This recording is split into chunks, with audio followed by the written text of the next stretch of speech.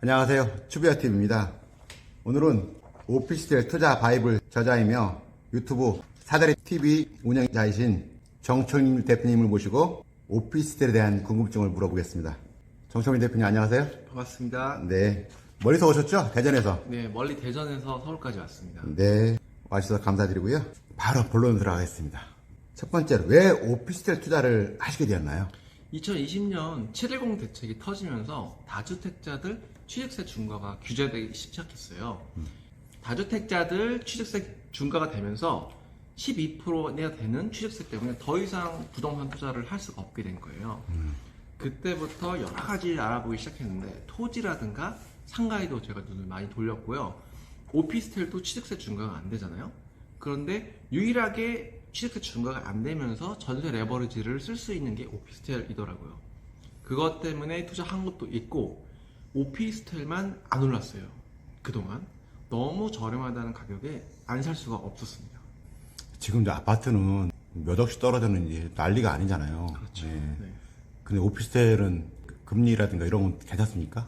지금 이제 모든 자산 시장이 떨어지고 있기 때문에 오피스텔만 투자하는 사람들은 없어요. 아파트를 가지고 있으면서 오피스텔을 갖고 있기 때문에 솔직히 역문관계가 아주 없다고 볼 수는 없습니다. 여기가 위태로우면 이걸 던질 수도 있는 거거든요.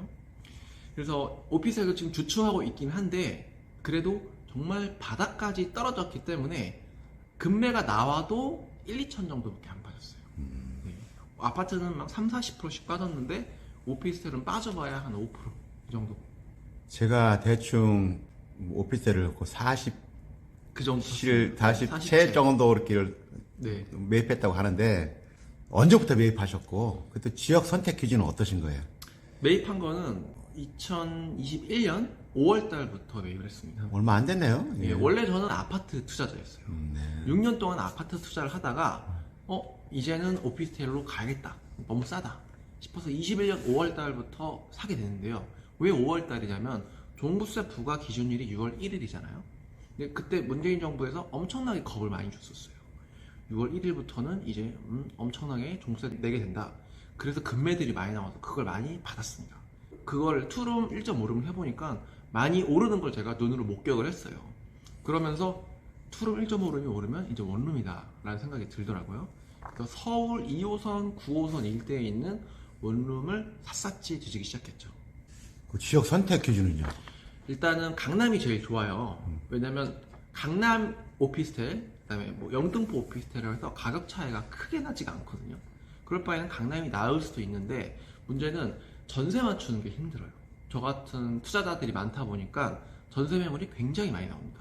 어려움이 있어서 저는 이제 2호선, 9호선의 환승역인 당산역 거기를 좀 좋게 봤고 뭐 강남 외에도 뭐 영등포라든가 관악구, 금천구 이런 데 좀 많이 샀습니다. 그리고 강북권에도 조금 신당역 인근에도 많이 샀고요. 대부분 보면은 2호선과 업무지구 걸치는 그런 곳 위주로 많이 샀어요. 네. 제가 알기로도 가산 디지털 단지 쪽하고 뭐 구로 디지털 단지 쪽, 마곡 쪽 이런 쪽이 비중이 높은 걸로 알고 있는데 맞습니까? 예, 대부분 이제 강남 오피스텔 많이 집중을 하세요. 왜냐면 강남이라는 네임밸류가 있으니까. 저는 이제 투자자로서 여러 채를 하다 보니까 리스크 관리가 가장 중요해요.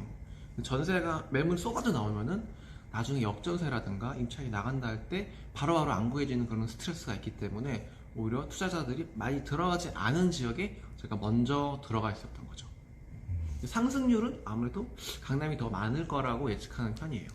네, 우리 정 대표님 사다리 TV 봤는데 네. 거기 보면 최근에 이제 미사 쪽에 인터뷰한 게 있더라고요. 그래서 네. 그쪽에 오피스텔 보니까 많이 올랐더라고요. 작년보다. 맞죠. 예, 귓말이 아니고 진짜 그렇게 올라가는구나 하는 걸 봤습니다. 서울의 어지간한 오피스텔 그 실거래가 그래프를 한번 찍어보세요. 이제 바닥을 쳐서 올라가는 그런 형태를 하고 있습니다. 정말 발목 정도 왔다라고 보시면 될 것 같아요.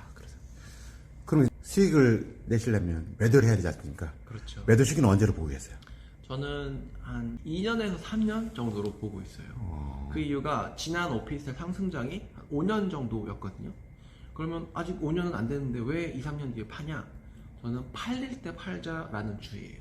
내가 바닥에서부터 꼭지까지 다 먹으려고 하면은 매도가 안 됩니다. 작년에 서울 아파트들 그래서 상투 치신 분들 많죠. 허리쯤에 팔아야지 좀 팔린다고 보는 편이거든요. 대중들이 투자하기 시작할 때가 저는 허리라고 봐요. 아직은 그때는 아니지만 어찌됐건 좀 매도가 될 수 있을 때 한 2, 3년 뒤 정도 보고 있습니다. 아파트 연끝 해가지고 갭 투자를 많이 했지 않습니까? 예. 그게 이제 지금 많이 낭패를 많이 보고 있는데 우리 정 대표님도 네. 갭 투자를 하고 계시지 않습니까? 그렇죠. 최소 금액하고 최대 투자 금액하고 최저 투자 금액 어떻게 되세요? 강남 쪽에는 이제 좀 큰 거를 했더니 1.5룸 했더니 그거는 8천만 원 정도 들었고 그거는 이제 엄청 갭이 큰 편이고요. 강남 원룸 오피스텔을 한다라고 하면은 3천에서 한 5천 정도 정도 되고요. 영등포로 넘어가면 2천, 마곡으로 가게 되면 500. 요건 이제 매매가 전세가 차이 그 갭만 말씀드린 거고요. 취득세까지 하게 되면은 이제 조금 더 나오겠죠.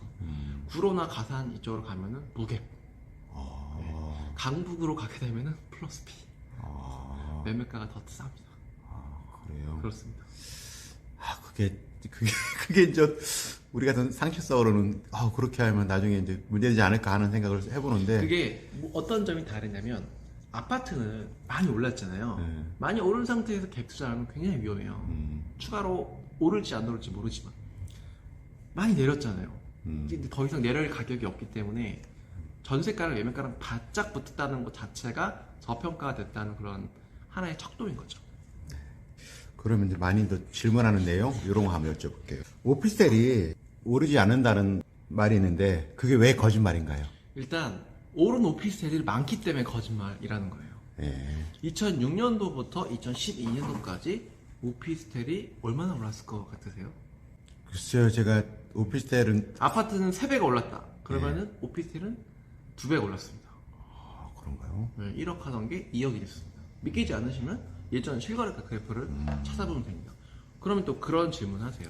옛날 얘기 아니냐? 지금은 떨어지고 있는 거 아니냐? 그런데 뭐 수서역에 있는 사이럭스 오피스텔이라든가 판교역에 있는 SK허브, 강남역에 있는 뭐 강남 센트럴 푸르츠시티, 아이파크 1차 이런 거 찍어보면요, 30%씩 오른 데도 있어요. 이미 작년에 30%가 오른 데가 있어요.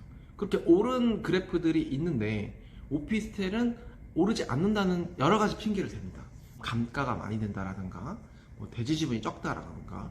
그렇지만 이렇게 오른 사례들을 보면은 그것들은 외면해요. 그러니까 오피스텔이 오르지 않는다는 그 명제 자체가 틀렸다라는 거죠. 앞으로 오피스텔이 그러면 오를 만한 이유가 있나요? 저는 이제 3가지 이유를 들고 있거든요.